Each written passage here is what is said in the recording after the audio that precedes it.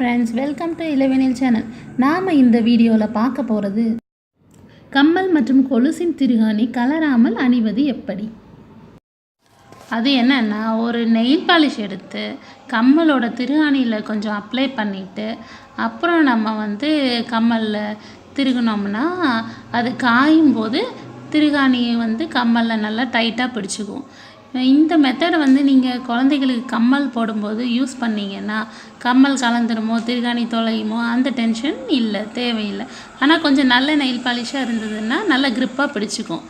இதே டிப்ஸை நம்ம கொலுசுக்கும் யூஸ் பண்ணலாம்.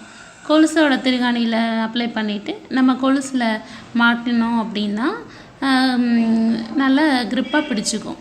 ஸோ இந்த டிப்ஸ் கண்டிப்பாக உங்களுக்கு பிடிச்சிருக்கும், கண்டிப்பாக உபயோகமாக இருக்கும்னு நான் நம்புகிறேன். ட்ரை பண்ணுங்கள். இந்த டிப்ஸ் உங்களுக்கு பிடிச்சிருந்தா எங்கள் சேனலை சப்ஸ்கிரைப் பண்ணுங்கள், ஷேர் பண்ணுங்கள். தேங்க்ஸ் ஃபார் வாட்சிங் இளவேனில் சேனல்.